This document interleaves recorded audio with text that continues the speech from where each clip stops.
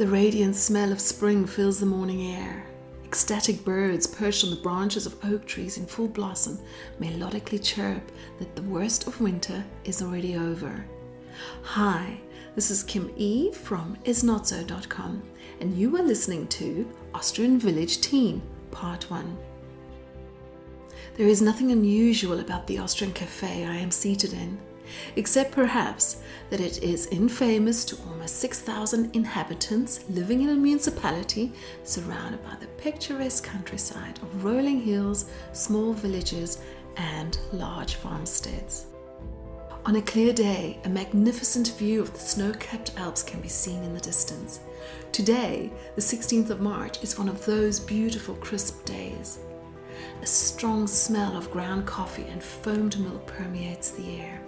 How I love what I call the Austrian coffee drinking culture, which personally relates to deep conversations with interesting people while I sip on a good cup of coffee and relish a delicious piece of cake.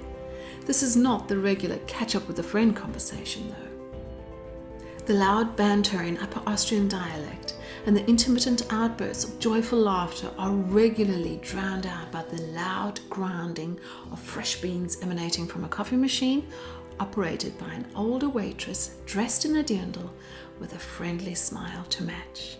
The locals, who are all noticeably older, cheerfully interact with one another across tables. Most of them sip on coffee, a few drink beer, a couple eat snacks, yet all want to mingle or be part of something social, even if only for a short time. I am seated opposite a young man who has a story like each one of us, except his story is surprising and at times shocking, although not necessarily because of the details, but more so because his typical Austrian lifestyle did not prevent him from losing his way down a path that was not only addictive, but destructive too. His small village, his beautiful home, and his stable family were not the fail-safe remedy for the good, decent life every parent wishes they could hand each teenage offspring like a beautifully wrapped birthday gift. His story is important, although his name and that of his village are not, so I have used fictitious names whenever necessary. This is his story, which I have translated and interpreted. For further understanding of specific topics, I have added extra information, including references, at the end of this article. Everything first began with my parents' divorce, and with the picture I had in my head of the perfect family with the perfect surroundings. My friends never had the perfect family, nor parents that were always together like I had. I played the trombone in the local band, and came home after a week and a half of being away. Mama and Papa were seated together at home and told us they were going to get divorced. My twin brother took it calmly. I cannot describe what this meant for me in that moment or what exactly I felt. More like despair, although I cannot say where that had come from. In retrospect, all I can say is that my whole world crumbled. I did not know exactly what was happening inside me. I never suspected anything beforehand. They were very good at playing the perfect family. Everything always looked good, and they never fought with one another. They even separated happily. Their relationship was burdened by work and the two companies they built up together. Sex was always a very difficult topic for both my parents. They never lived an emotional life together. We never noticed this as children, and neither were we aware of how important it was. Of course they hugged one another, and us too. If I were to imagine that I'm married or had children, however that may be, sex would be very important, and so would an emotional relationship with my children. I believe, however, that sex is proof of love. When I look back at my situation, yes, perhaps my parents loved one another, but they never lived this love as others did. What we take with from our parents while growing up is so important. My father was the emotional one who suffered. My mother was unemotional and the one who just wanted to work. She was cold and protective of her feelings. The relationship was dry, and at some point, them living like this for so many years looked completely normal to us, and we simply accepted it. This, I believe, was what shocked me the most, because suddenly everything had always been bad and nothing functioned anymore. If they had been open and honest about their situation and their relationship, then we would have been able to work through it easier, I believe. For me, it was as if suddenly the last 15 years of my life was a lie. I was 15 years old. I wasn't secure in my own identity. I started to doubt myself. Once my parents were divorced and my father had moved out, I was allowed to smoke at home. I would sit on the balcony and smoke with my mother, who had started again. Smoking with my mother was the only way to approach her. She was the adult at home that I could speak to. I could ask her how her day was. I was a smoker before. As I said, the divorce was easy for my brother at the time, although it gnawed at him afterwards. This disappointment I felt was something I experienced more often in my life. One begins to doubt oneself when something does not go as planned. For example, my brother, 2 friends and I were always together in the elementary classes at school. Then in grammar school we were separated and I was alone. We had decided beforehand that each person would take a friend with them to the next class. But my friend was not motivated enough to learn, got bad marks and wasn't allowed in my class. I started doubting myself and questioned whether I was valuable enough as a friend.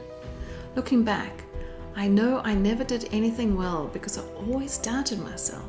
Nothing ever worked out perfectly for me. This is something that completely drives me now at a time when I have to reflect a lot and think about what it is I want to do and what shall become of me. I think self-doubt gradually builds up and begins as children. For example, when I started playing football, I was never the best. I always did something that I didn't want to do. I always imagined doing something else and then moved from one thing to the next thing and noticed that I wasn't the best there either. At grammar school, I had no friends with me in the class and I had to look for new ones. I always found that difficult. I always exaggerated because I tried too hard. I had to have friends. It had to work. This mindset I took with me to the technical high school, which is also the reason why I started smoking within the first week. That was a funny story. One guy in the class said he was going for a smoke and asked who was going with him. I immediately grabbed the chance and said I would. I was the good boy up until that point.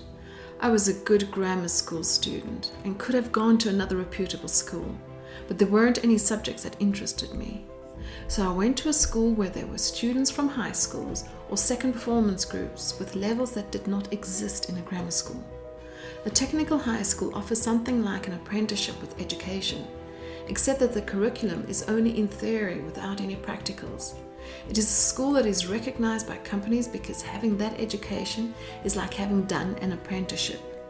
That's where I found friends, especially because I slowly but surely started smoking. Subsequently, my image of friends was pulled through the dirt. I was never a friend who would do anything for a friend. Inside, I was still so disappointed by that friend who was supposed to go to grammar school with me and didn't. I somehow managed to find friends though. Then the next thing happened.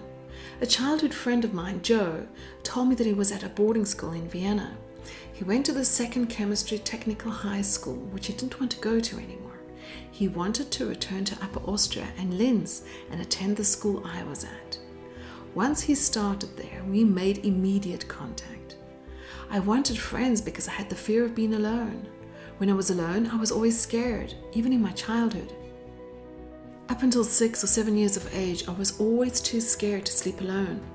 I had different thoughts that created fear and led to sleeplessness. With friends, this was okay though, especially when I slept over at a friend's house, which was easy for me. To have friends was cool. Having Joe, this childhood friend at my school, also meant that we had our smokers clique. In another clique I was in, a different system developed, where I was always the third wheel. Within both cliques, different images of friendship evolved. In one, I was a friend, and in the other I wasn't, because there was another person to contend with. I was always quiet, never said anything, and had so many problems with myself. I was always the third wheel, and to this day I still am with any group of friends. I was never really integrated into any group. I felt unnecessary, like an unneeded number. To feel necessary, one needs to be funny, hold conversations, and contribute one's part. Throughout the drug period, I couldn't do this either. I was always the one who took the drugs and stared into space. In the smokers clique, we slowly started drinking too. A few of us were 14, a few were 15. We started playing drinking games with vodka, shots, and liqueurs. Joe had an accommodating mother. His father died of cancer when he was 8. He had very difficult phases, which I do not know about. Anyway, we started drinking alcohol on one day every weekend at his house. It was a great time actually, and it may have been okay if I had just stopped there. I didn't. My friends were funny and I felt a part of it all. They were all outsiders like me. One weighed 110 kilos, a nice guy who has since lost weight and has 80 kilos. We were all similar guys who liked to be alone, and we were all looking for friends. It was a nice group. I still felt like a third wheel because I could never contribute. I couldn't let go of myself, be funny or make jokes. That would have been great because everyone remembers when you said something cool. I never did. I couldn't. Our parents didn't bring us up with any specific direction. I never said that our kids had to become this or that. I think what we got from our parents was to live a withdrawn life, because that is how my parents lived. We were only together with married family members. My parents did not have other friends that we were ever together with, which I think is also the reason why we didn't learn how friendships function. Then the day dawned when Joe got weed from his mother. She got it for him because he wanted to try it out with his friends. We were 15 at the time, and so it all began. We all smoked together. I noticed that I was being excluded. It was only a feeling. No one said, "Listen, we don't want you in the group anymore." It was more an intuitive feeling where I did not feel comfortable with what I was doing. I was with one of my oldest friends, Joe, so what could go wrong? It must be cool to smoke weed. So my reaction was to force it because I needed friends. The cycle of smoking weed, going out, and going to different events began. I felt good, satisfied. Everything was calm. The high experience was just that and nothing more. This time in between smoking weed continued peacefully. We only smoked weed from Joe's mother 2 or 3 times before it stopped. I don't think her motherly instinct could allow it anymore. She had a husband who had passed away. She didn't drink alcohol. She was not a bad woman, a very good person. During the first year of smoking weed, we hardly got anything because we didn't know anyone. At school, while smoking cigarettes, we asked about finding people who could get us weed. After 1 year, we found someone who was younger than us and who was 15 when he started dealing. He stayed in a student home in Wels. Because the technical high school is so big with 1,500 scholars and has professional subjects that aren't anywhere else in Austria, there are 2 student homes with rooms for students from Styria, Tyrol or Carinthia.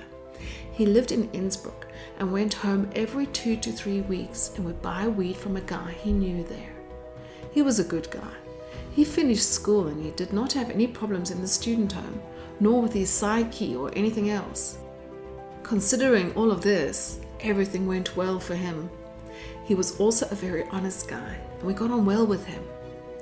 He was such a loner with few friends. We could see that he didn't want any of this, nor such friends.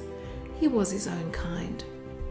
This continued for a while, where every 2 to 3 weeks we all got some weed, which was enough for a week or so. Then, because we started speaking to older people or other people while we were out, we sometimes got tablets. Ecstasy. At the time, we were quite rigid in our thinking. We only concentrated on smoking weed because our thoughts were that alcohol was bad and smoking weed was the only way. Exactly the cliché one can imagine. I can remember that the first time I took ecstasy was quite unspectacular. I was high on weed and I didn't realize that speed is mixed in the tablets to give a better high. Ecstasy has the serotonin admission inhibitor, which makes you happy, and speed keeps you awake by releasing dopamine and adrenaline. It works as follows. There are adrenaline and noradrenaline, and because dopamine is released, the adrenaline and noradrenaline are not used and are absorbed again. Normally, speed is mixed with ecstasy for a better high. The pure substance of ecstasy is called MDMA, and with that high, one is only happy. When I was high on ecstasy in the clubs, I behaved quite normally and perhaps a little strangely. I was quite small at the time and looked relatively young. I needed an ID every time I went into any location. When I was 19, I almost always needed an ID when I bought cigarettes. If one didn't know, and if one had never tried drugs before, then someone who looked so young and was on drugs looked strange. One notices things like how he looks, how he behaves, how he dances. Small things. I think I sometimes looked unnatural. I felt good and never thought about how I looked though. Of course we danced, although it was more like stomping. Girls were never a topic for me. I thought that if at any time I would get into a conversation with a girl, then it would just happen. It never happened though. I worried about it. I often thought about it. But in our clique, it wasn't as if one person had 5 girls, because no one even had 1 girl. The whole group was like that. Everyone worried about it. The others had girls and we didn't. We were high and fly, and that was fine though. It wasn't as if one of us said, "Fuck, this is irritating. Now I'm going to try and get a girl." We were all somehow satisfied with what we had. Our clique was strengthened with the knowledge that we didn't have any girls because we were high. Then came the time in 3rd grade when darkness entered. That concludes Austrian Village Teen Part 1. The story continues in Enter the Dark Part 2, Fall and Rise Again Part 3. So here is some extra information. The European drug use statistics with the reference statista.com. Considering that at the beginning of 2019, the total population of the European Union amounted to approximately 513.48 million inhabitants, then the following numbers relate to the percentage of drug users during 2019. Cannabis, 7.4% would be over 37.9 million users. Cocaine, 1.2% would be over 6.1 million users. Amphetamines like speed, crystal meth, etc., 0.5% would be over 2.5 million users. MDMA, ecstasy, 0.8% would be over 4.1 million users. What is speed? Reference Wikipedia. Amphetamine and methamphetamine are central nervous system stimulants used to treat a variety of conditions. When used recreationally, they are colloquially known as speed. Amphetamine was first synthesized in 1887 in Germany by Romanian chemist Lazar Ileanu. Methamphetamine was synthesized from ephedrine in 1893 by the Japanese organic chemist Nagai Nagayoshi. In 1934, SmithKline and French, a company from Philadelphia, began selling amphetamine as an inhaler for congestion under the trade name Benzedrine. During World War II, amphetamine and methamphetamine were used extensively by Allied and Axis forces. As the addictive properties of the drugs became known, governments began to place strict controls on the sale of the drugs. Despite strict government controls in the United States in the 1970s, amphetamine and methamphetamine have been used legally or illegally by individuals from various backgrounds for a variety of purposes. Due to the large underground market for these drugs, they are often illegally synthesized by clandestine chemists and then trafficked and sold on the black market. What is ecstasy? Reference Wikipedia. MDMA, commonly known as ecstasy, E or Molly, is a psychoactive drug primarily used for recreational purposes. The desired effects include altered sensations, increased energy, empathy, as well as pleasure. When taken orally, effects begin within 30 to 45 minutes and last 3 to 6 hours. MDMA was first developed in 1912 by Merck, a German multinational pharmaceutical, chemical and life sciences company headquartered in Darmstadt. At the beginning of the 1970s, it was used to enhance psychotherapy and became popular as a street drug in the 1980s. MDMA is commonly associated with dance parties, raves and electronic dance music. It may be mixed with other substances such as ephedrine, amphetamine and methamphetamine. What are noradrenaline and adrenaline? References: Medicinet and Encyclopedia Britannica. Noradrenaline, also called norepinephrine, is predominantly released from the ends of the sympathetic nerve fibers and increases the force of the skeletal muscle contraction and the rate and contraction of the heart. The actions of norepinephrine are vital to the fight or flight response, whereby the body prepares to react or retreat from an acute threat. Norepinephrine is clinically used as a means of maintaining blood pressure in certain types of shock. For example, septic shock. Adrenaline is a stress hormone produced within the adrenal gland that quickens the heartbeat, strengthens the force of the heart's contraction, and opens up the bronchioles in the lungs, among other effects. The secretion of adrenaline is part of the human fight or flight response to fear, panic, or perceived threat. That concludes Austrian Village Teen Part 1. This is Kim.E from isnotso.com. Thank you so much for listening.